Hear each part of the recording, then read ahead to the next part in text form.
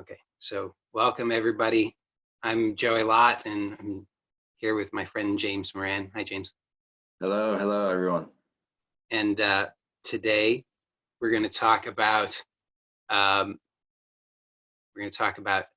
astrology. We're going to talk about psychedelics. We're going to talk about other stuff, healing, basically. And Yep. And that's really for me, that's the context of the conversation, is healing. I think before we get in this any further, we should just let people know how they can find us if they are interested in finding us online. I'm at joeylott.com. We'll put a link to that below this video. And you're at? jamesmoran.org. Cool. And on YouTube. Yeah. So you have some thoughts to start us off? Sure. So why astrology, psychedelics? Why this conversation? My perspective on that is that I've been listening to Joey Lott for years now. We've actually been friends for years now too, but I was listening to Joey speak back in the days of, it's like Nothing in the Middle. Is that what it's called? Yeah. Yeah. And always appreciating his kind of fresh way of capturing our ability to directly perceive this moment and its full contents without having to kind of bifurcate ourselves into the past or the future. Like, I don't like this moment, and so therefore pause on this moment, let me go into the future, think about the future and how in the future XYZ is going to be better. That which I reject from this moment, I'm going to project a place in where that will not be the case. And then so I'm living kind of in a divided state where I'm not fully here in the present moment. And so so I've always appreciated Joey's ways of kind of approaching that aspect of human experience. And yeah, I feel it plays into, I'm an astrologer, and I'm also somebody who's studied therapeutic use of psychedelics for about 3 decades. Started studying as a teenager because I was just hell-bent on understanding, what we're born, and we're a person with this personality and this life, and I'm just like, what is going on? Like, why this, kind of like a mantra almost when I was fairly young, was like, why this reality? Why this? And then what is the ultimate? Like, why this?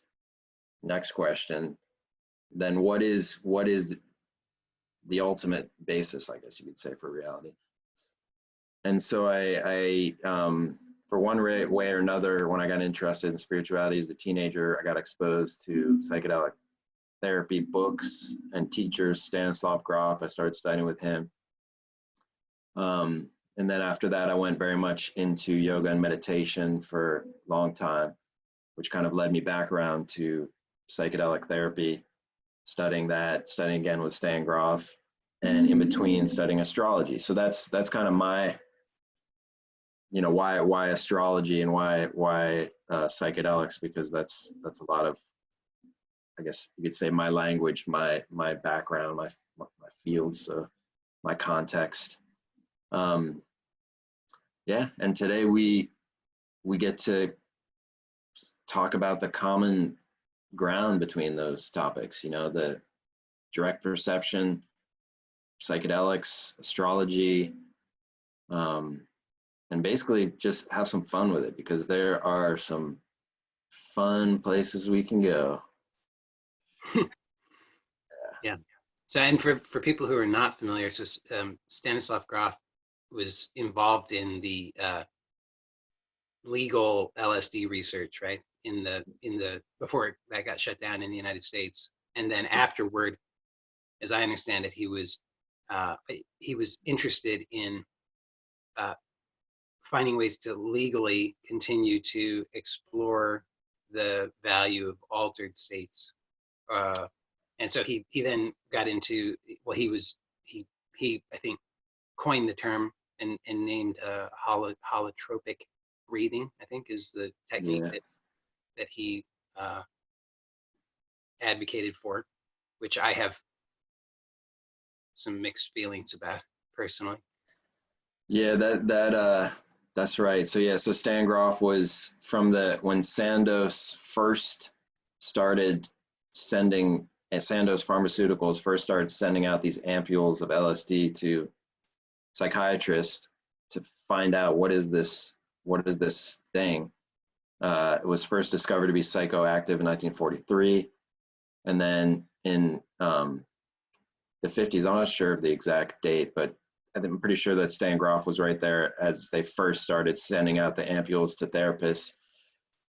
And he was first in Czechoslovakia and then in the United States, in Maryland, working with clients using psychedelics, using LSD specifically. And he was able to actually remap the human mind, according to what he observed.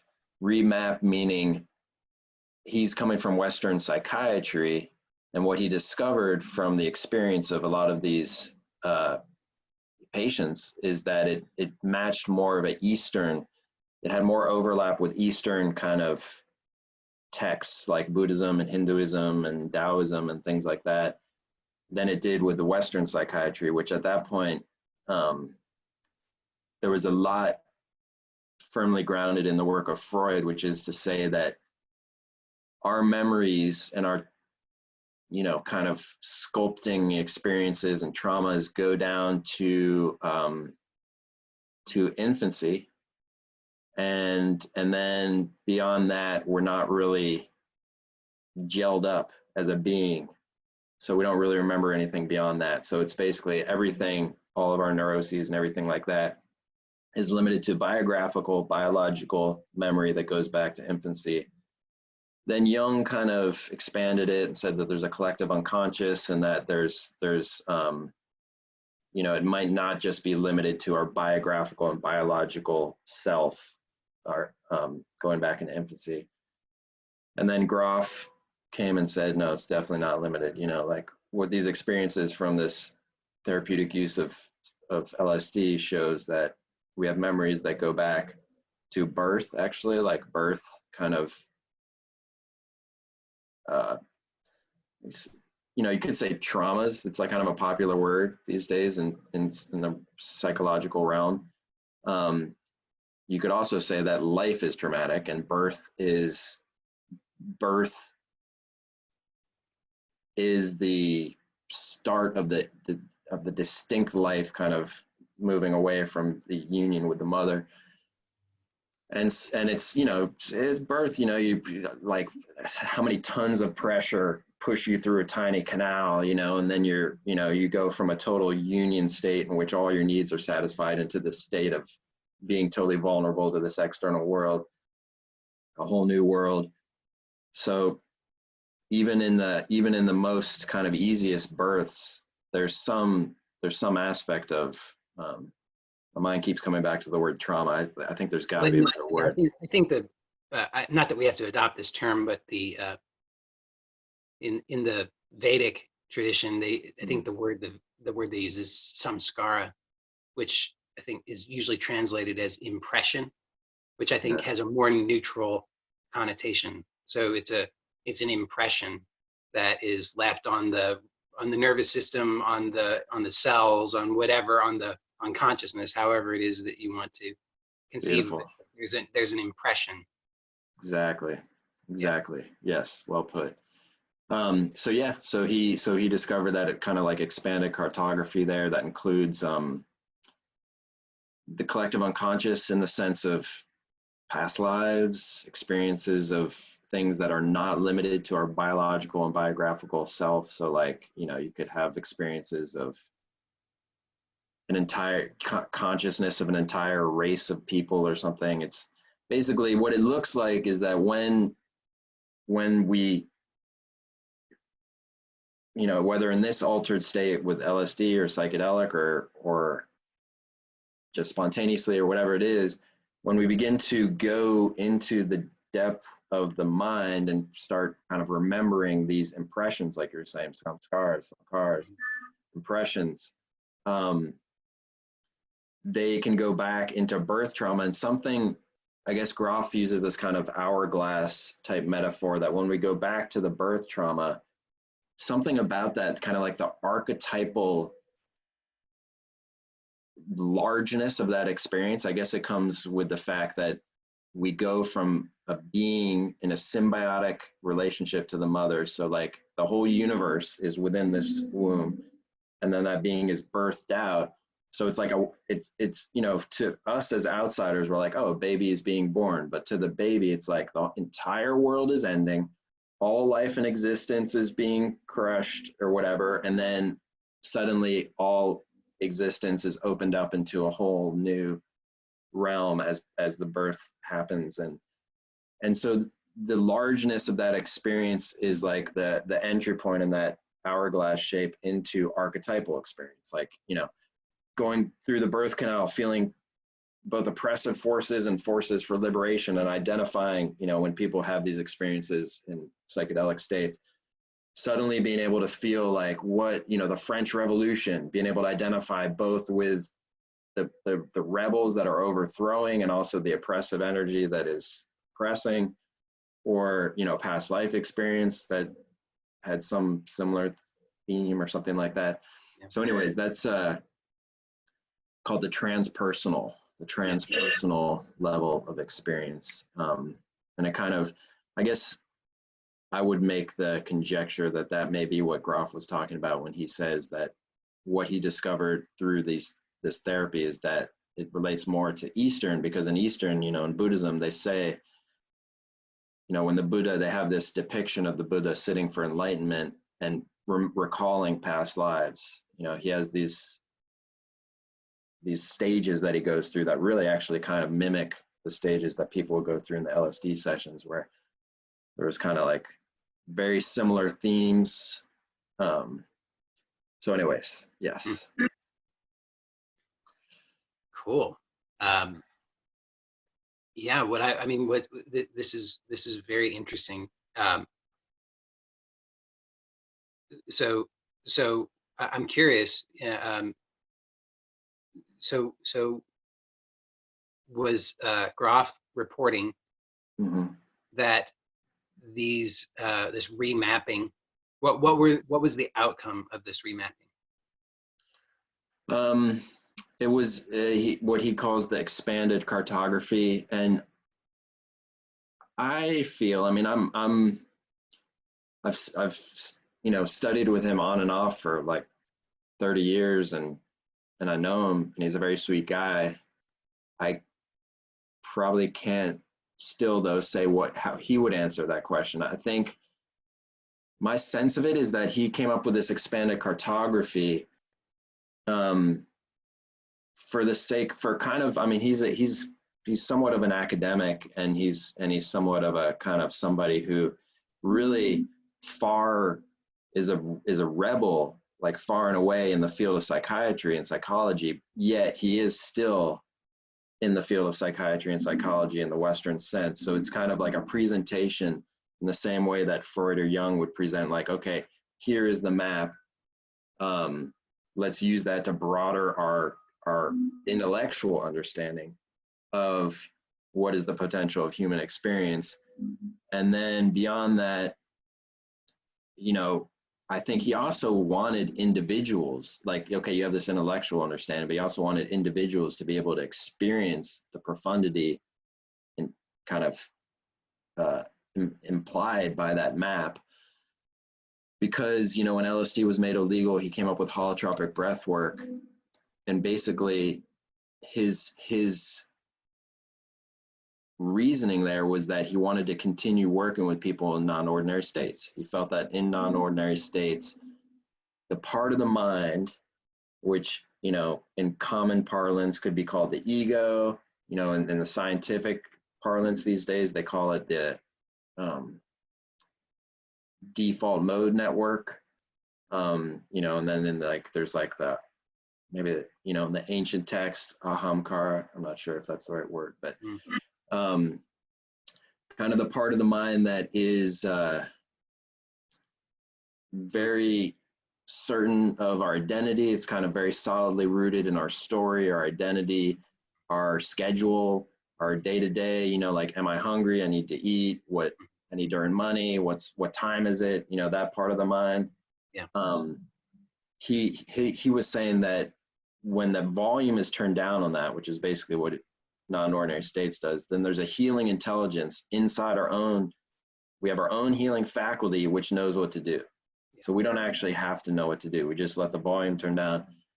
And that kind of more primordial healing, you know, just like the body can heal from a cut, the psyche healing intelligence heals us. So I think that's kind of what his mission was like, on one hand, make this map to further us culturally and intellectually, and then on the other hand, put the importance of individual experience of that. You know, the map is not the terrain type thing. Like, we have to individually experience it. And he did say that the most healing experience that he witnessed out of like 4,000 LSD sessions were the ones that witnessed what he calls, which is totally super cool, and I absolutely respect this, and I just also find it entertaining because all cultures and spiritual traditions could try to come up with a name for this. And what he was saying was the metacosmic, it's the super cosmic and metacosmic void.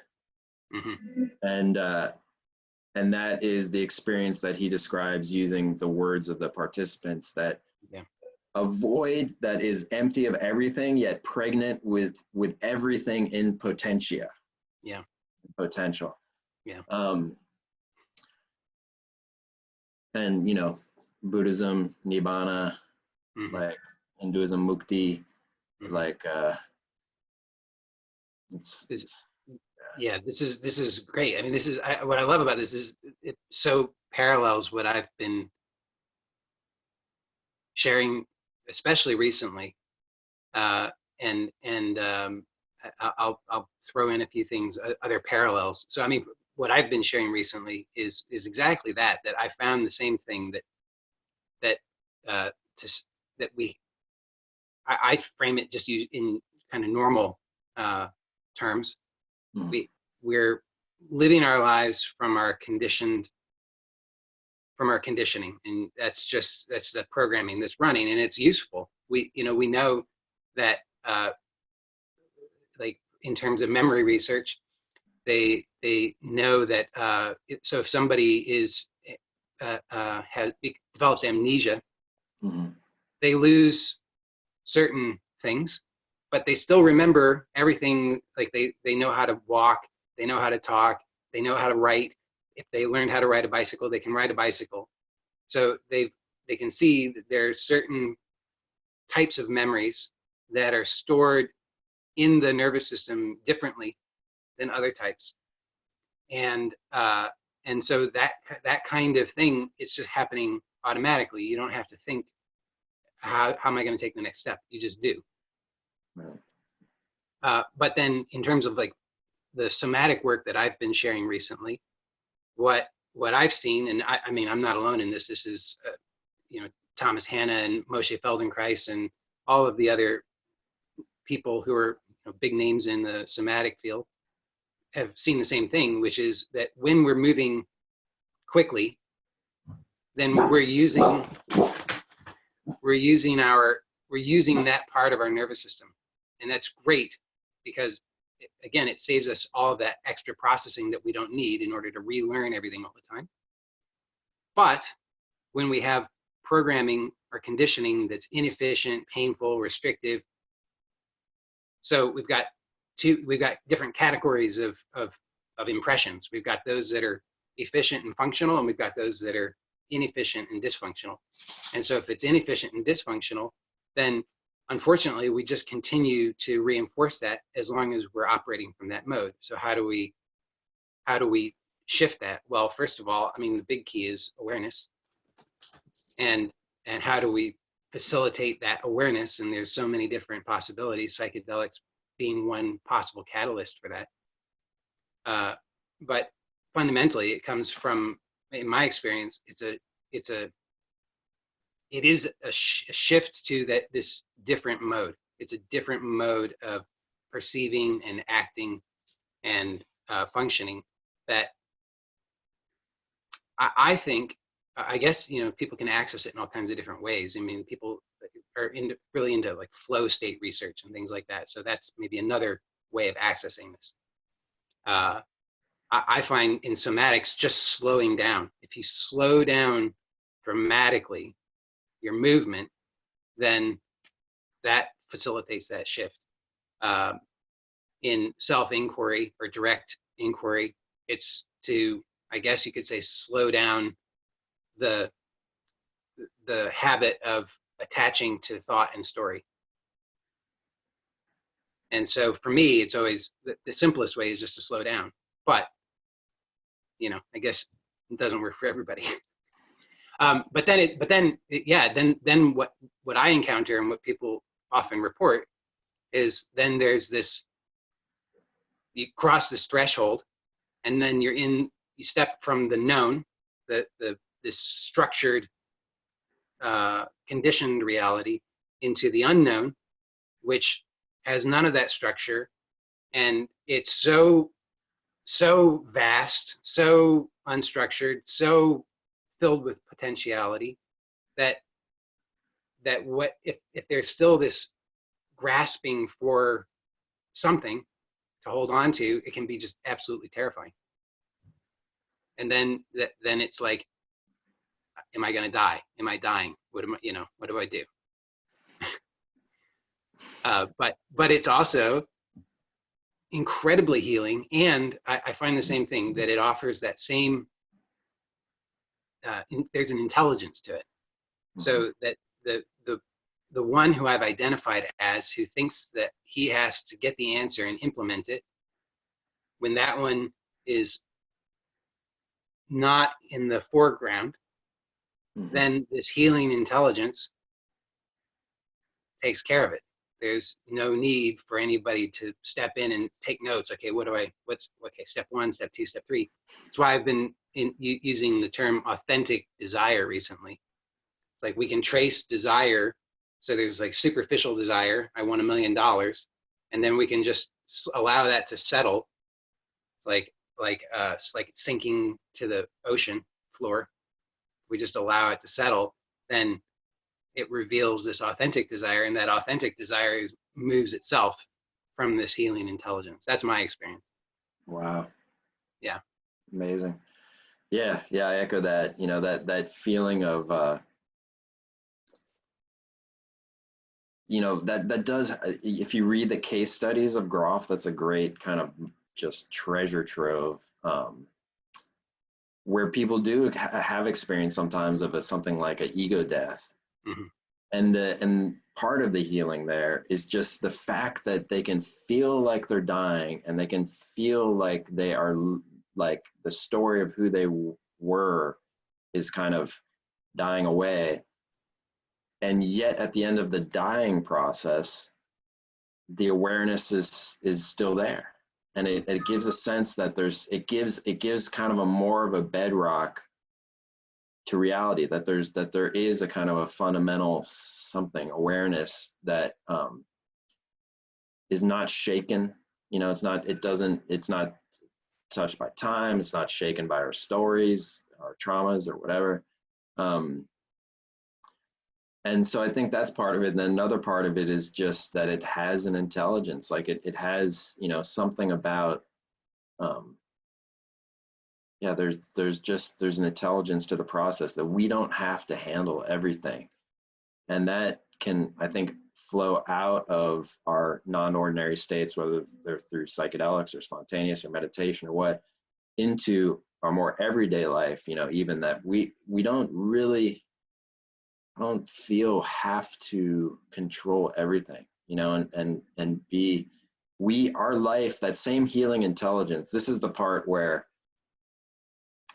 you and I are about to venture even beyond the fold of the psychedelic milieu currently. You know, the psychedelic milieu is basically like the cutting edge kind of revolutionary voice, cultural voice happening at the moment. And if we want to extend a little bit even beyond that, we could say like, okay, when one goes into a state with psychedelics or meditation spontaneously, a non-ordinary state, there's an intelligence there so that we can kind of surrender in a way, and the intelligence will do its thing, and it will be good. And we could actually step outside of the non-ordinary state and even say, and this is my kind of sense, that healing intelligence is actually there with us all the time in life, you know, and even when there are kind of adversities come up in life, and this is kind of where the astrological piece comes in as well, that life has, like, life, now I'm referring to life outside of our bodies, you know, that life, the places you go, the situations you end up in, the people you meet, the story of your life, the experience of your life, inside, outside, there's an intelligence there that actually is there for us to grow and be whole. You know, even, you know, oh, I lost my job, and I lost my car and my money, and, you know, or this crazy person came into my life and turned the whole thing upside down. It's like, was your life just going along, and then that thing, that external thing, XYZ, just came in and messed up your life? Or is that not part of the fabric of your own life's unfolding with its own message, its own whatever trajectory? So, well, what I love about this is, and I want to share something that's of interest to me that I think is in line with what you're just talking about, and I think it will kind of dovetail perhaps into a conversation about astrology, because the type of astrology that you practice is archetypal astrology. Yeah. So what I've been I'm interested in many things, but one of the things I've been interested in recently that I've been exploring, and I've been doing a workshop series on this, is on the hero's journey as a way of seeing the wholeness of our life, and seeing how everything that is playing out in our lives is in fact for the expression of that deepest healing. And as I was in the midst of doing this workshop series, all of a sudden I got this download, and I realized, oh, the major arcana of the tarot is this awesome representation of that journey that is archetypal, and so I don't know if you're familiar with the major arcana, but there's, I know Pete, I don't know the whole, I know the different well, pieces, some of them. There's 21 cards plus 0, which is the Fool, and the 21 cards can be viewed as 3 sets of 7, which you could say are the beginning, the middle, and the end. And so, like any story, traditionally a story has Act 1, Act 2, and Act 3, right? So the beginning, the middle, and the end. So Act 1, or the beginning, is the known. So this is the development of the structure, the development of the ego.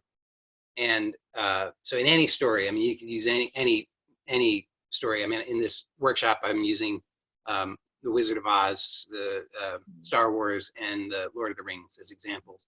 Mm-hmm. So you can see at the beginning of the story is this, there's the development of the ego, which is the sense of, I have will, I have desire, I have maybe power, I can do, I can act.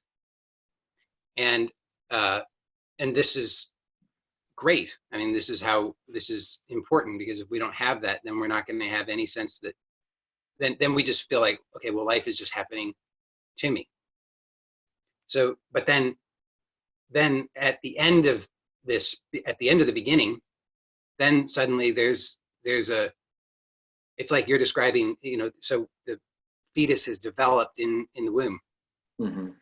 And now, as wonderful as that is, this universe is now restrictive. Mm-hmm. It was nurturing. It was absolutely perfect. It was exactly what was needed in order for this stage of development. But you can't stay in there forever. So then there is this transition to the middle, which is, so the birthing process is now you're transported from the known to the unknown. And in story, this is represented in all, to the underworld or to up above or to a different planet or to the land. Luke Skywalker has to leave his home planet. Right. And so, so there is a shift from the known to the unknown, and then there is this, and then there's the in the middle. There is this sort of two distinct halves. There's the first half of the middle, in which his character is now having to sort of develop their individual strength, trying to figure this all out. In the middle of the middle, there's a point at which the shit hits the fan. There's a revelation that, oh, what I thought this was all about, it's not about that at all.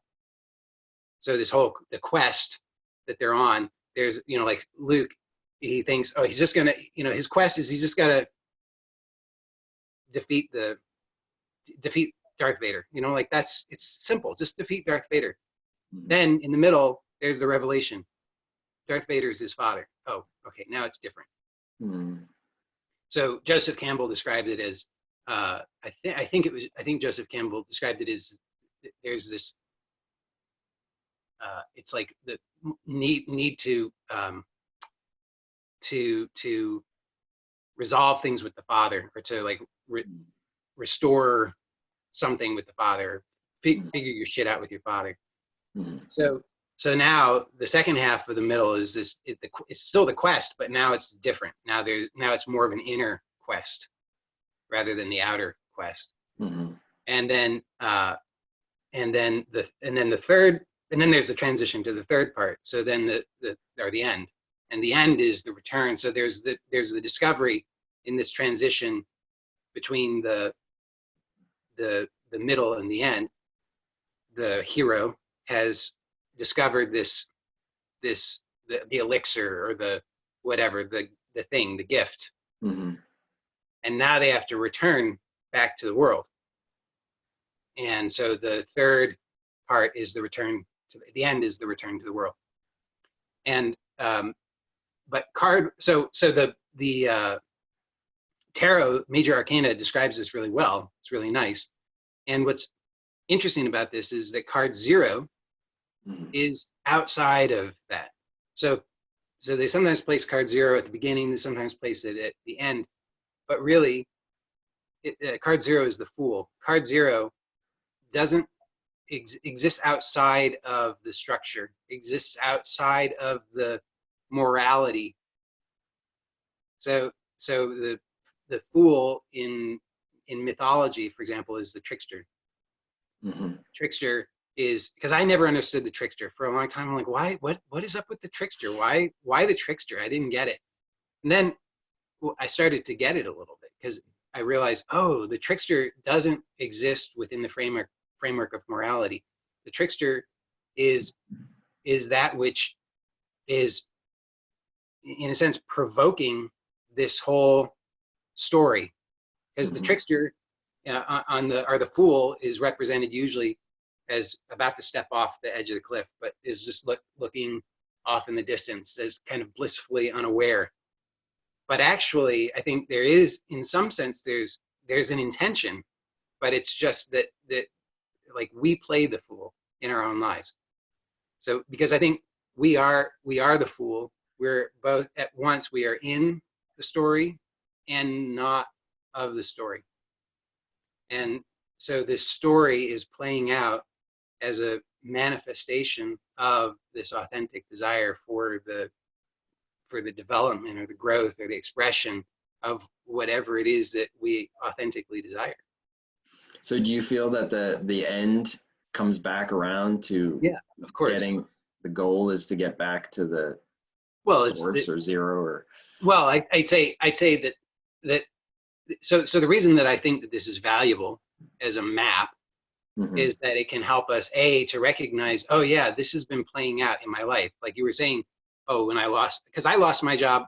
I remember I got laid off when I was 21, and I'm so pissed off, pissed off. I mean, I was like ready to hit the HR person. So pissed off, like, how dare you? And then of course I'm like, I hated that job. It took me a while before I realized that I hated that job. It was a 2-hour commute. It was just absolutely horrible. So, the trickster is always kicking off these journeys, these adventures, because like the fetus developing in the womb, it was perfect when it was perfect, but then it becomes restrictive.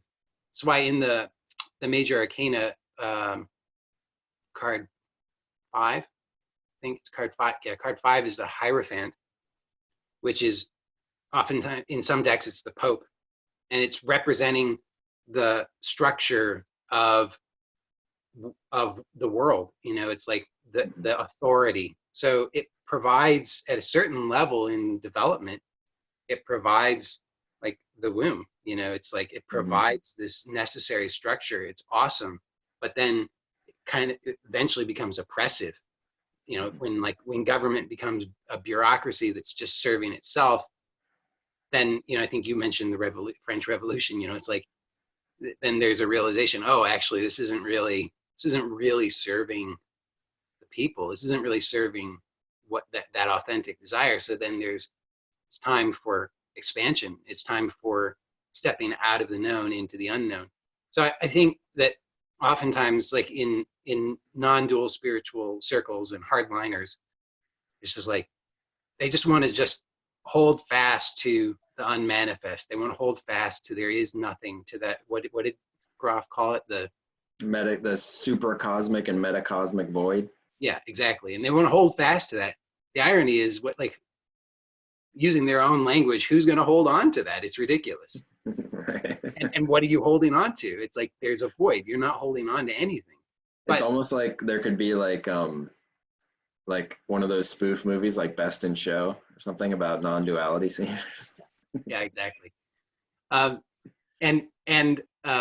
So to me, the wholeness is inclusive of all of it. And this is all happening. And rather than denigrating the story, I think that having these maps is really useful because it can help to, for me at least, to reveal, like I said, oh yeah, this is played out so many times. This cycle plays out.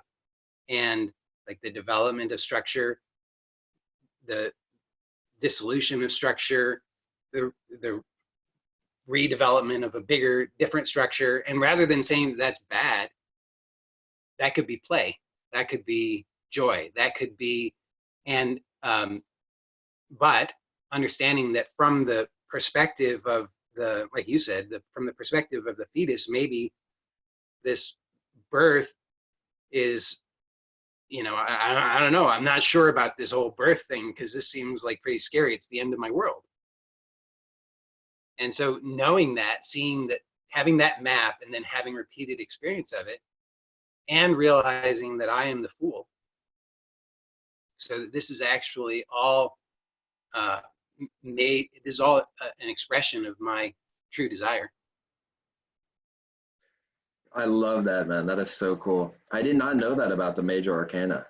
I have to look at that. I love that kind of like arc. It's funny because it's basically the archetypal arc of story, which itself refers to the archetypes that we grow into in a way, or that we, you know, it's like, you know, the story of our life is like a growing into an archetype. That's what an archetype is. An archetype is a general form of which we are the details. Like we are the, and it's just so cool. You know, I love that. I love story, and I love that arc of narrative, the hero's journey, which is really kind of the arc of most stories in a way. And lives. It's just like you said, you know, that structure, that dying away, like that's one of the reasons why in psychedelic experience, or in spontaneous experience, somebody can just have this feeling of like, I'm dying, you know, like I'm dying, because it's, again, it's that sense of that, like you said, that world. It's the end of that world and going into something broader, larger, that has a kind of archetypal intelligence, but it requires a kind of death of our world. And that is where I feel that our current Western paradigm has trouble discerning between the world and our individual self.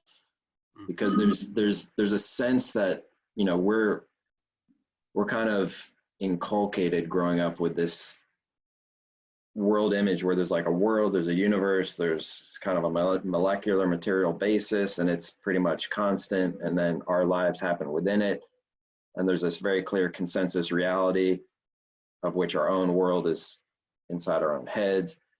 And by the way, consciousness is just a byproduct of the chemistry in your brain and stuff like that.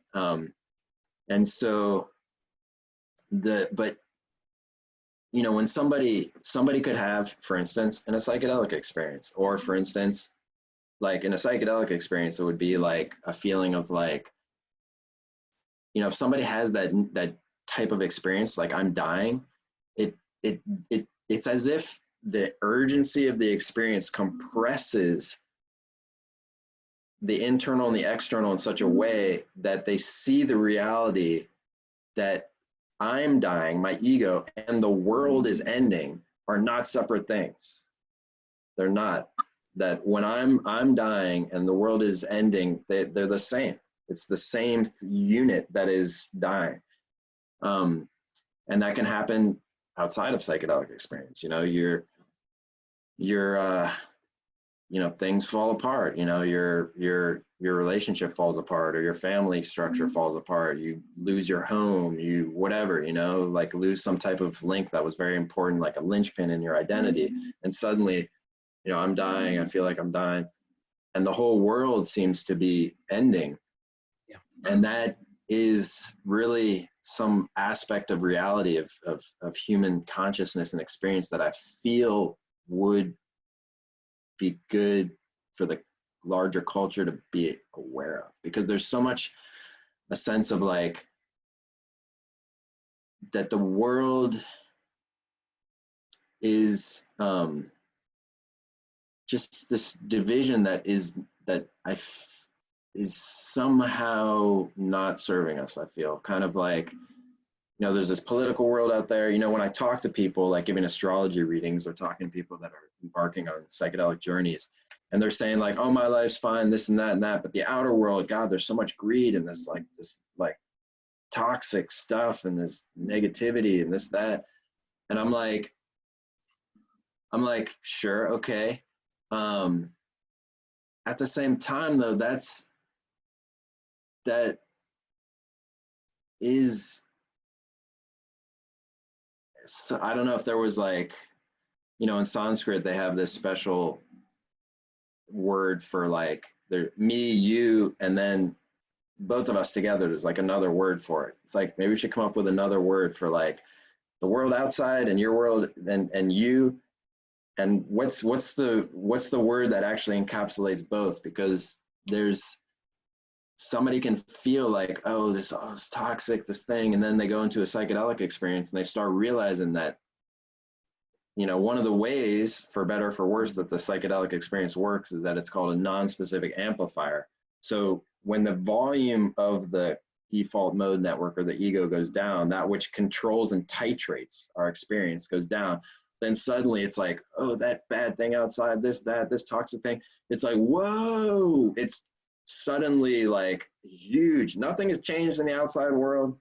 Yeah. You know, it's all inside you, but whoa, suddenly that thing, and then it's like links to past, you know, experiences. Oh, my mother was this way, and oh, I had this experience where I was almost drowned or whatever when I was a kid. Or you realize that that thing that's outside, that's so this and that, is not so separate from us. It really isn't.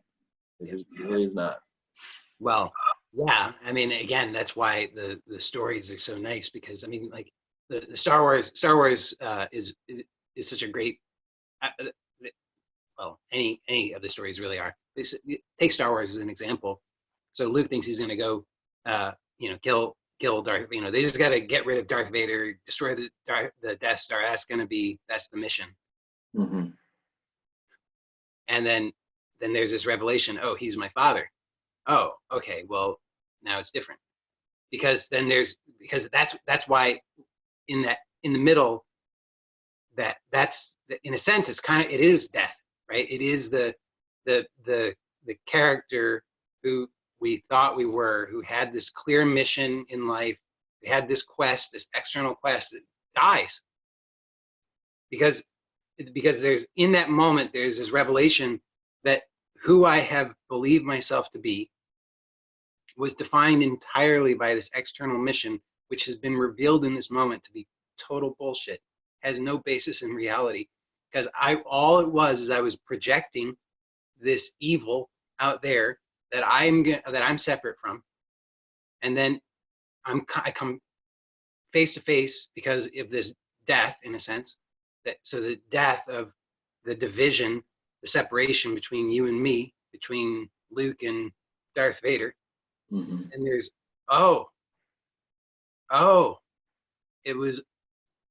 it's not what I thought. So then that's why the second half is, then there's this sort of like reconciliation of like there's kind of this clearing away of the remaining clutter to get greater clarity on what is it that what do we really want, really. And there's this discovery, I don't actually want to be projecting all of this stuff out there that's totally disempowering, where all the problems are out there and I'm separate over here, and the best that I can hope to do is just like carve out this separate domain here that I can keep safe, because that's already gone, you know, at this stage in the journey. There's like, you already been born, you can't go back.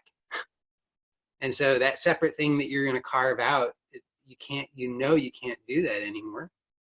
So then we just have to. We don't have any choice. We can go kicking and screaming, but inevitably we're going to be brought face to face with this thing that we have projected out there, and have to realize that it's not out there, and like the inner and the outer are not separate.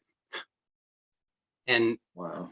so I mean, all of these tools are so powerful, and there's this key component, which is which I'm, you know, I want to talk about astrology, and so we can maybe talk about what your experience is giving astrology readings to people, because I suspect that you will, you know, you believe in the power of astrology as a tool, but just getting that knowledge, just getting that information alone doesn't necessarily change a person's life. So I think the key ingredient, in my experience, is taking responsibility. Yeah. Beautiful. Yeah. The taking responsibility. Yeah. And taking responsibility that, you know, taking responsibility, I feel, is the first step of kind of welcoming life back into our life. And what I mean by that is, let me use that metaphor of, or rather kind of the archetypal arc of Star Wars that you just mentioned.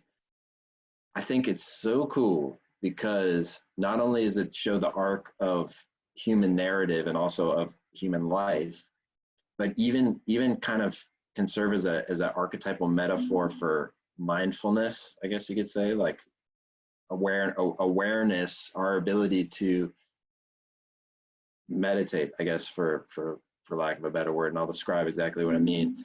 So you know, Luke Skywalker starts out, Darth Vader's the enemy, then he finds out Darth Vader is his father, and then there's this other section where he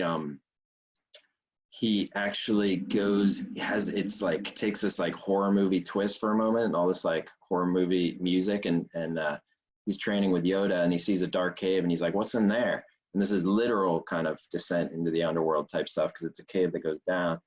And Yoda's like, go check it out. You know, I think you should go check it out. And he goes in there, and Darth Vader's in there, like down. He goes down in this dark cave, and in the shadows, Darth Vader, and he chops his head off. And when the mask falls and breaks open, it's his own face, you know? And so that is kind of a moment of realizing, like, that which was negative and that which was kind of cast out and rejected is actually part of my experience, like it's part of me. And then from there he goes to, you know, battle Darth Vader. Turns out Darth Vader, they basically befriend each other, and then it's like becomes a story of redemption. You know, Darth Vader is welcomed back. It goes both ways then, because one, inside himself, he sees that the dark side is within him, and he welcomes it back into himself. Yeah. And then his father then follows suit and sees the light side in him and kind of welcomes that back, and it becomes this thing where they both meet and they both kind of have this revelation together and a reconciliation. And that is almost a metaphor for meditation, because it's like, at least meditation, the way I see it, is like something comes up outside, you see it, and you're like, I'm so troubled by that. I reject that. Yeah. I resist that. Or something comes up inside and you're like, I reject that. I resist that. If we stay with it though, we see, you know, we kind of descend into the underworld in our own self and be with it. We see that behind the mask of that rejected thing is just us. It's just, you know, our own, it's part of our own awareness. And so, yeah, so that kind of winds us around to responsibility. And what I, you know, when I give astrology readings, there's kind of this sense of like, you know, looking at a chart, we can really see those archetypal, we can see the challenges in a person's life. Like it's very obvious. And we can see that, you know, a chart is basically a map of the terrain, the challenges, and the strengths that we can gain from being with those challenges. It's all right there.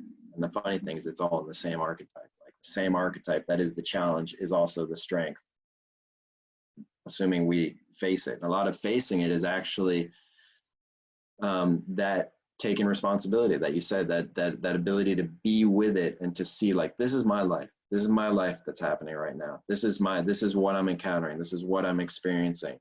Let me be with it.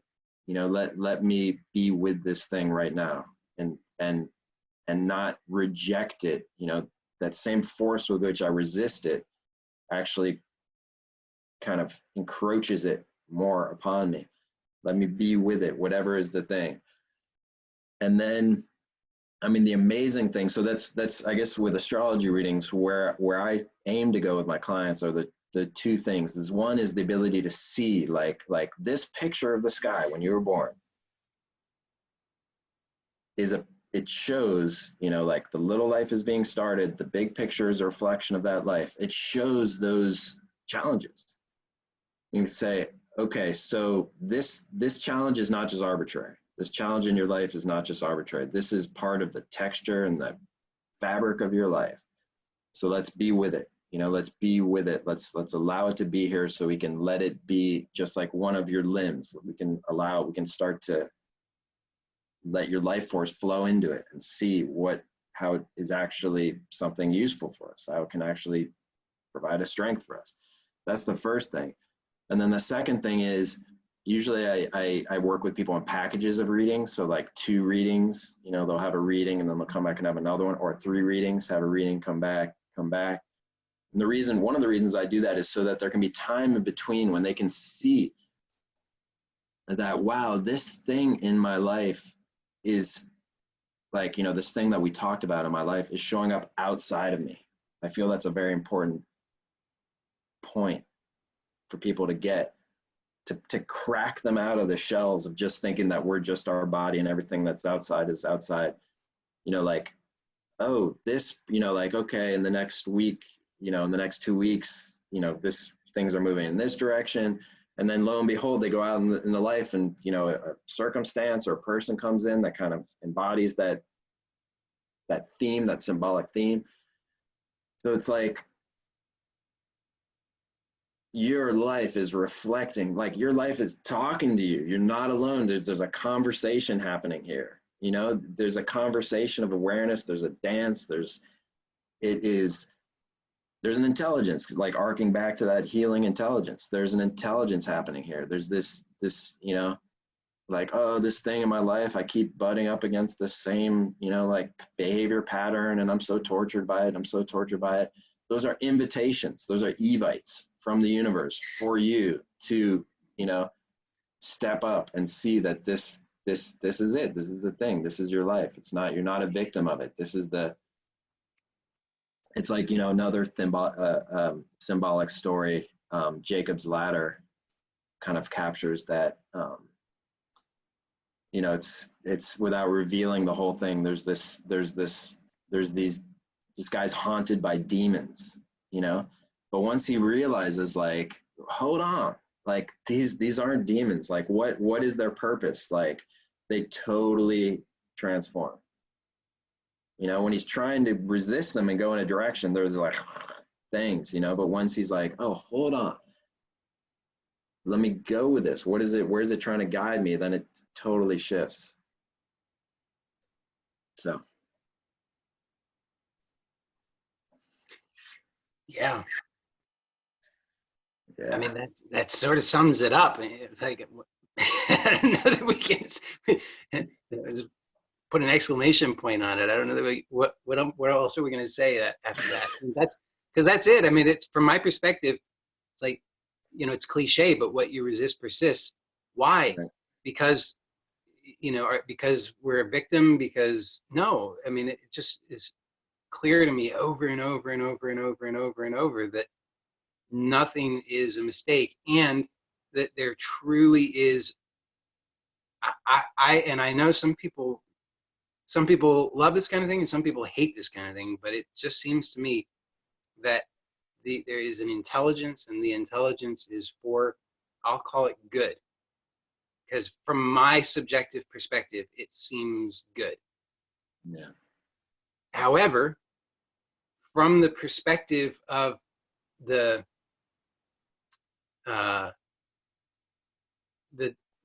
well, I use the word, dysfunctional, or no longer functional, no longer, you know, I guess it's like this, you know, we have certain maps, there's certain ways of understanding, like Newtonian physics, very useful within a certain domain.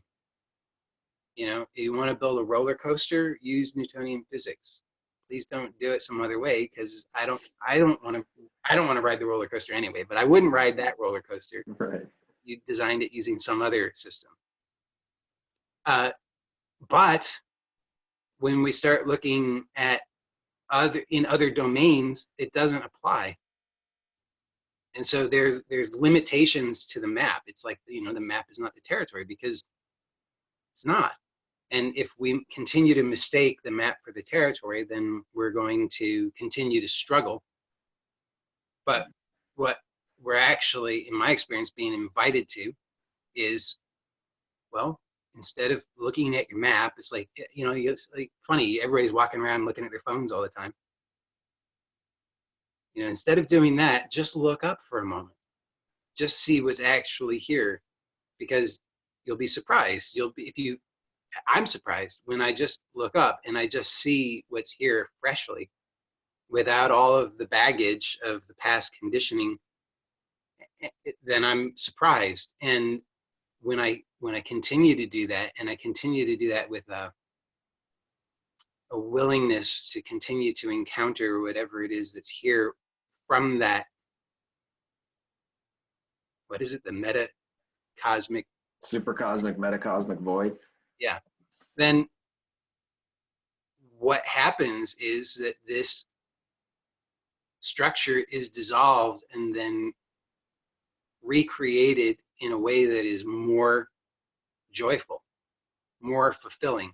It's like, you know, we have so many metaphors of it, but it's like an insect going through, what is it called? Is it metamorphosis? I can't remember the term, but you know, it's like it outgrows its skin. So it actually comes up, it's like the skin is restrictive and it will die if it doesn't break out of the skin. So it has to break the skin and come out. And that's sort of what, I mean, that is a perfect metaphor for my experience. Like moment to moment is, okay, this structure served. That's this nervous system, this whatever, this mind, this whatever, that it does this by finding abstraction that can apply to many different things. You know, I don't have to learn how to, you know, every moment how to handle this cup and bring this cup with this liquid up to this mouth here in this exact location, because I've abstracted it. I know how to do it because I did it over there yesterday and I did it somewhere else the day before. And so I know how to do that. But if that ceases to be functional, or if it becomes painful, then I can view that as, oh my God, it's the end of the world, I'm dying. Or, and to me, this is the value of the things that we've been talking about, to view the story, the narrative, the archetypes, all of that is, it's saying, wait a second, just check it out. What's actually true? Well, what's actually true, I have to admit, I'm here. You know, despite the fact that almost every moment of my life, there's some level of freaking out going on. There's some level of like, oh my God, it's the end of the world. You know, maybe it's really small, maybe sometimes really big. But despite the fact that for 41 years, there's been freaking out going on pretty much all the time, I'm still here. So maybe, possibly, it might be valuable to just admit, oh, maybe there's something bigger than this idea of myself as the power that's doing everything, that's taking care of it. And maybe it's just like nudging me along. Hey, you don't have to do it that way anymore. There's a better way. And I'm just like nudging you into it. And I'm like, you know, like we're the fool, but then we look down and we're like, oh shit, it's a cliff. And it's like, no, just go over. Yeah. The intelligence, like when I give astrology readings, it's just, I mean, one of the joys of it is that when somebody has some area of their life that is kind of not working, quote unquote, or it's like, it's forced, it's not understood, it's kind of happening, you know, they're a victim, they're, you know, whatever is the thing that is making them, that's resulting in suffering. And it's like, you know, a pattern, and it's kind of an eddy in their life, they can't get out. And you know, when there's a bit of understanding, like when we sit down, we're like, okay, let's just get to know this, like let's get to know it, you know. And even if, like, the crazy thing is, even if just for one moment, like I look at them and I register that they have just one moment in their nervous system where they're not up against it, you know, like they're not kind of resisting it and they're just kind of allowing. I guarantee that between that reading and the next reading, they will go home and have an experience where that same energy or that same symbolic theme shows up in a way that is more to liking or rewarding or something like that.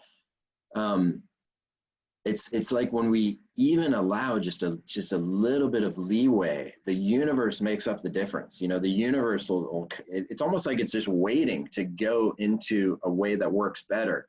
So if we just allow a little opening, you know, that much it'll kind of flow out and things will work out. And it's that healing intelligence, this kind of push and back and forth between us and life, really, you know, larger life. And you know, is it good?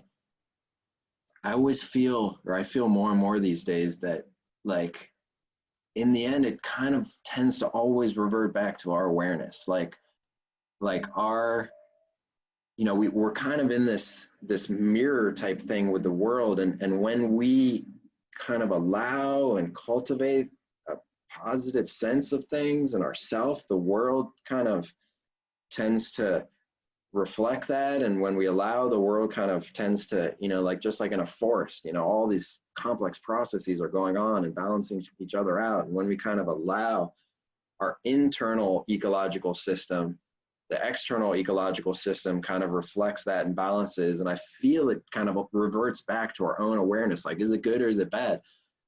It's happening in your own awareness, and it can be very good if that's your feeling of it. You know what I mean? Like, it can be, it's awareness is the fulcrum of the whole thing, and that's at the core of us, you know?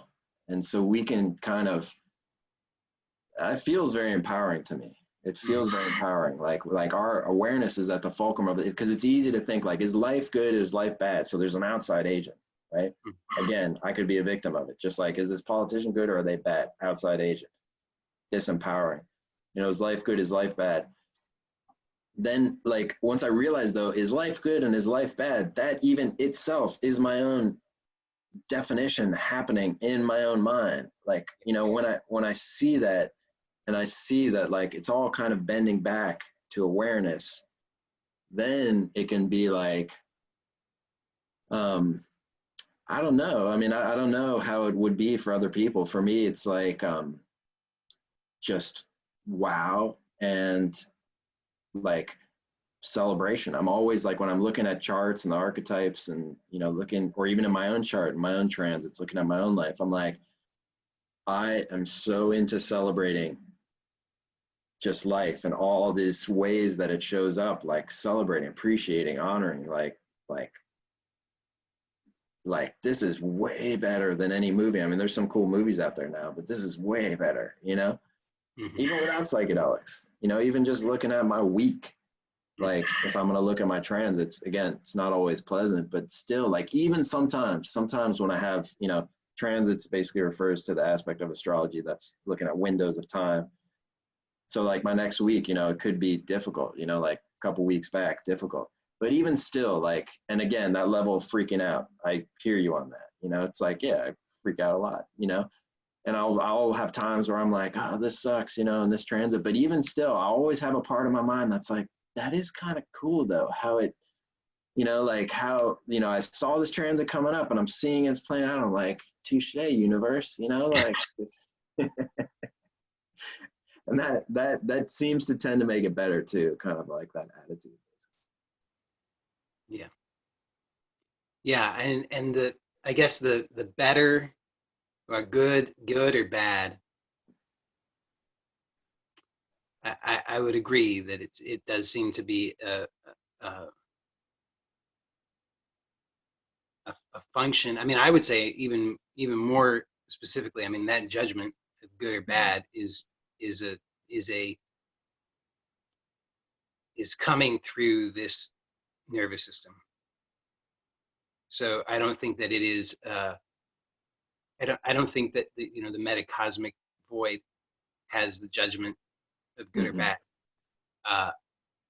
But, and this is where people sometimes, you know, these hardliners, they get so upset because they want, you know, there's only, you know, they've read I am that too many times and they're convinced that they have to be like Nisargadatta. And so then they want to just reject, which by the way, I mean, Nisargadatta had is not who you think he was anyway. You know, I mean, nobody's who you think they are. You read some book and you have an image of them. It's like Darth Vader is not who you think Darth Vader is. Nobody is who you think they are. But there's this idea from the hardline view, and I can only know that because I've held the hardline view. I mean, I've got a hardliner in me. Is that, oh, there's this one perfect pure way, and that is some sort of absolutism that, in a sense, just has no interest whatsoever in the individual, because somehow this individual is deficient or bad or is just suffering. But I'm all about really the inclusion of the individual and the cultivation of a better life for the individual. So to whatever degree I perceive that I'm unhappy or suffering, I want, or that somebody else perceives that they're unhappy or suffering, I'm very interested in exploring how to introduce newness and to allow what I perceive as goodness to express through that person, which I think really is I think what we've been saying here is there is really, it's kind of a choice. Like, I can choose to see my life as miserable. I can choose to see that it's just one thing after another that's just going wrong. Or I can choose, same exact circumstances, I can choose to see as a blessing, because it is revealing exactly what it is that is most joyful, even though it doesn't, from the present conditioning, doesn't seem that way. But when I step into the perspective, when I step into the unknown, Yeah. then it dissolves that current conditioning, and then I get to choose. And it's just, to me, it's so much nicer to choose that this is good, because then I experience it that way. Yeah. Yeah, man. Yeah, the hardliner energy and the hardliner non-dual perspective. I think you and I, maybe one of the reasons we're talking right now is I think we've come to similar places in ourselves, via that arc of our own kind of spiritual quest archetype. Because I really resonate. I was also very hardline. Like, I actually kind of even went against psychedelics at one point. Like, I was very into psychedelics, non-ordinary states, and studying with Stan Grof, and I actually moved out to California to UC Santa Cruz for college because that was right near MAPS, Multidisciplinary Association for Psychedelic Studies. Stan's work was out there. And then when I got there, I got really into yoga and meditation. I was like, psychedelics they're not minimalist enough for me. You know what I mean? Like, you got to take an external agent and add it to you. Mm-hmm. Like, why can't you just you be the answer, and I got like really hard line with it for a long time, and then I just kind of took somehow myself less seriously, which is a great thing, and kind of came back around to seeing that there's benefits to all of it. And then for me, this is my own personal shtick, I like being the person who's far afield, or the person who's kind of the something a little bit contrary to the culture. So I get to enjoy that in the psychedelic scene, because I'm like, oh, I'm an astrologer, like, and they're like, whoa, he's taking it to the next level, or in the non-dual scene, I'm like, yeah, non-dual, but also psychedelics, and they're like, whoa, we're like, so it's all just me, like, just getting to enjoy basically, like, being kind of radical. But even that kind of that hard line thing can I know because I've observed this inside myself, and also I've looked at other people's charts. Even that I feel can be looked at in that same Darth Vader meditation. That like, oh, this is this hard line kind of thing, particularly the one, I mean, there's all different ways to be hard line, but the one that's like, I am like very negating of material or materiality and the ego, and, you know, it's super hard line spiritual, it's very negating. You know, that actually is an archetype, and that's actually like something that it kind of possesses us because there's something to it. At the same time, I feel, I've observed in others and in myself, the same as with all the other archetypes, and the same with you know, the same with the Darth Vader metaphor. It's like, oh, there's that side of me. Oh, let me be with that. Let me just be with that. See, allow it to be, you know, allow it to be here with me now in the complexity that is me. And then it begins to show us, it begins to creep, like all these metaphors creep towards something that's like, I guess you could say more integrated. It's more reflective of a facet of the whole versus like a separate piece. Yeah, I completely agree. Yeah. And then it starts to be like, oh yeah, there is this, you know, something that is kind of, you know, there's a perspective that we are totally not this material reality, and that's something. But then there's also like that we are, that we aren't, that everything in between, you know? Yeah, exactly. I mean, I think, you know, back to the major arcana, the each of those cards represents, there's a polarity. So take the magician. The magician is card one, and it's the initial development of we could say will or ego. It's like, oh, I have power. Mm-hmm. I can act. So that's one polarity, and then the other polarity is delusion. You know, because it's like like in the Wizard of Oz, the magician shows up as I can't remember what he shows up at first, but he's like something. He's like Professor Marvel or something. You know, he's the traveling psychic. When Dorothy runs away, and he's a huckster. You know, I mean, he's a total huckster. And then when she gets to the Emerald City and she wants to get an audience with the Wizard of Oz, he's same guy, right? You know, plays both characters. Total huckster. You know, he's been deceiving people. He's the man behind the curtain. Pay no attention to the man behind the curtain. It's like, so that's delusion. So it's like power that's twisted to create delusion. But then I love that you use the word integration, because integration is, I feel like that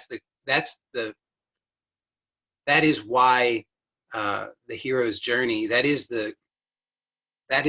what sums up the hero's journey, is that the beginning is there's a rejection of one polarity, and then there's the integration of both of them, because there's a rejection in the desire. So the rejection and the desire are actually these two polarities of one thing, of one archetype. But the character at the beginning and us as the audience, we usually don't realize that. We're just like, you know, it's like take the Wizard of Oz. So Miss Gulch, she's this you know, she's presented as this nasty character, and then but Dorothy has this desire to basically like stand up for herself. And so Miss Gulch is also the Wicked Witch of the West, right? So in this journey into in the land of Oz, then Dorothy goes through this whole journey, and ultimately she has to go and confront the Wicked Witch of the West. And through that, she gains all of these virtues. She discovers these virtues that she had not recognized in herself, but she had to integrate these polarities so that is, to me, that's the journey. The journey is the Yeah. integration. There's the revelation that it's, oh, it's not, that's the midpoint, is like, oh shit, my whole world of separation where I thought there were these two polarities, that's not going to work anymore. And then the second half is this slow creeping toward the integration and then the embodiment of that. Yeah, yeah, yes, totally.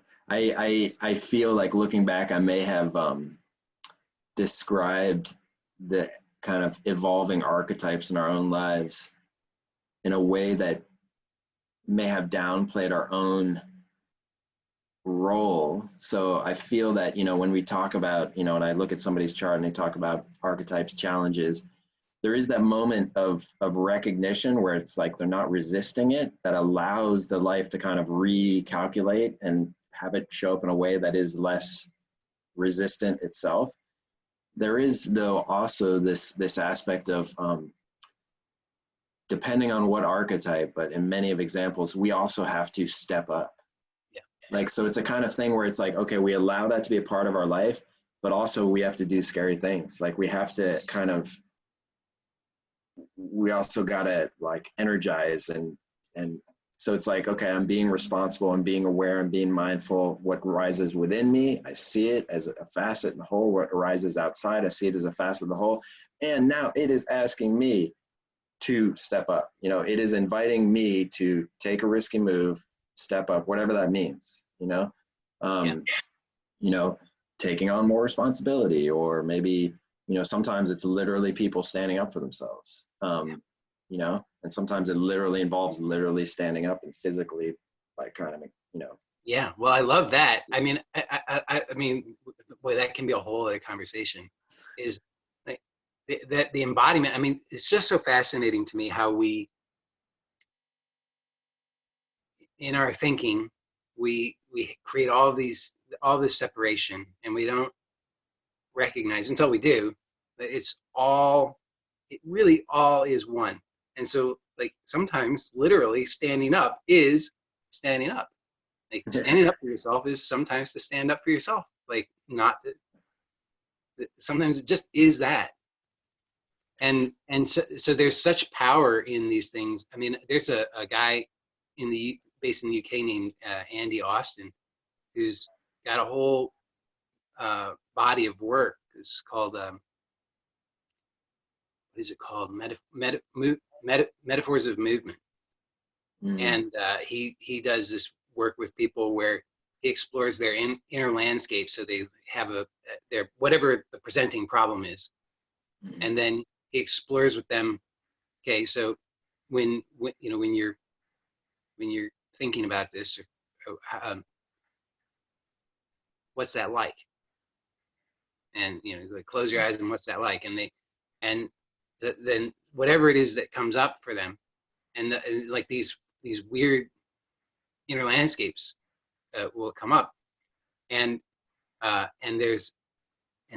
ask them, okay, what's left, what's right, what's in front, what's behind, what's below, what's above, and that he's found this correlation. What's left is like what's left for you. Oh, wow. What's right is what's right for you. Wow. What's in front is what's in front of you. Yeah. And so it's just fascinating to me, all of these things, and it's metaphors of movement, because it's like it's actually to move. You actually explore it, you move, because again, like inner and outer, we create these distinctions, and we think, oh, there's inner is separate from outer, and that this inner landscape has nothing to do with the rest of my life. So come to find out, it has everything to do with the rest of your life. That this inner landscape, which most of us have been ignoring, holds all of these clues that if we explore it and move in it, suddenly we discover movement in our outer life that we had been longing for, but we felt stuck. Yeah. So fascinating. Yeah. That's, I mean, my experience totally corroborates. It's like, the I often tell my clients, like, you know, they'll be like, one of the things that shows up with people sometimes is like Mars, the archetype of Mars is like, you know, an archetype is a big umbrella. It's like a big basket of symbolic meaning that catches everything that has that general symbolic shape. So that's everything from one side to like the challenging side. And the challenging side of Mars would be like argumentativeness. It's basically like, you know, Mars is the drive, the energy, the ability to act, move forward, engage. And when that gets frustrated, it's like war, argumentativeness. You know, on its positive side, it's like assertiveness, agency, bravery, competition, athleticism, vigor. And, you know, see that sometimes with Mars. I mean, with all the archetypes, it applies to all of them, but you can say like, okay, you know, somebody has a situation where they keep getting picked on, you know, or they keep getting kind of, they keep having these accidents happen to them, or people aggressing at them, you know, and it's like, you got 20, you know, you're born with 20 units of Mars, you know, and there's like 15 outside of you right now and 5 that you own, that you've kind of digested internally. And as we work together and kind of digest more units of Mars, the whatever is the external threat thing just goes down. It's almost like this ticking thing where it's like, you know, the units go up and the outside threat goes down. And it's like, it's just some law, you know, just like birds, you know, like animals that are wounded in the wild attract predators, you know, because they don't. And then animals that are kind of vigorous, nothing messes with them because they just, some type of energetic balance happening there. Yeah, well, I also think, you know, if you look at it from if life is not, if I'm not the center of life, you know, if it's not all about me, right? And we just see life as what is life? Well, life appears to be expressing itself, and so if you've got this, let's say, mandate to express in this in this unique way that you have been made.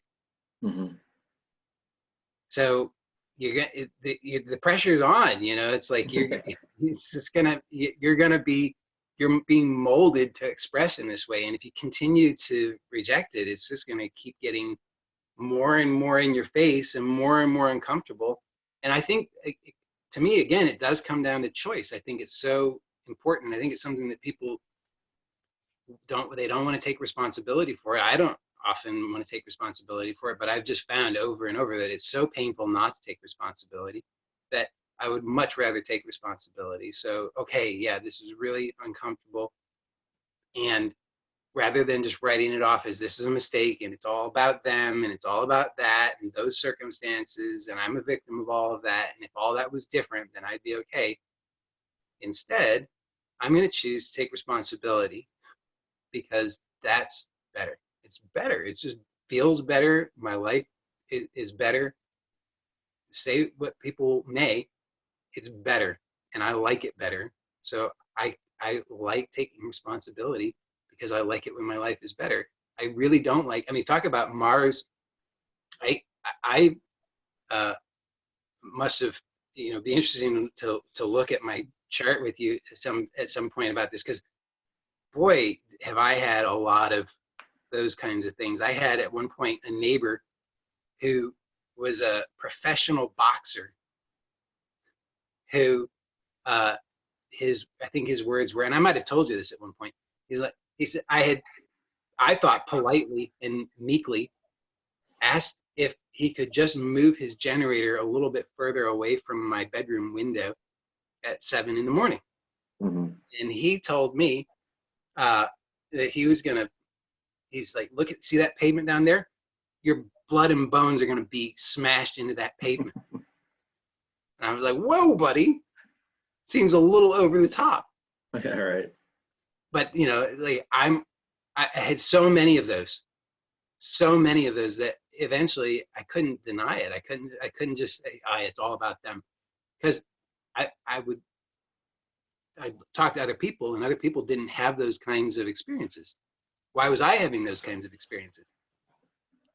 So I totally agree that, like what I've disowned, and I've said, oh, that's not about me, that's about somebody else. My Mars units that I don't want to digest because I've got, it's like my, it's like kids, they're like, oh, I don't like that, I won't eat that because I don't like that. You're like, you haven't even tasted it. Right. How do you know? Or like, yeah, you had a bite of that kind of thing once 5 years ago. How do you know now? And I've found, okay, yeah, I lived my life like that for so long. I really don't like Mars. Oh, it just gives me indigestion. No, I don't want any of that. But then enough people threatening to smash my face into the pavement so that my blood and bones are mixed into the pavement. I'm like, maybe I'll eat some Mars. Yeah, man. So maybe next time we can look at your chart. Yeah. So this has been really good. I think this is a good point to wrap it up, and then we'll do another one of these. I agree, man. This is super fun. Yeah. So for anybody who's still listening, we should just remind them, I'm at joeylott.com. You're at jamesmoran.org, and we'll have links in the description below. Yeah, and keep a lookout for the next episode. Yeah. Awesome. Thanks, James. Awesome. And thanks, Yes. everybody. Thank you.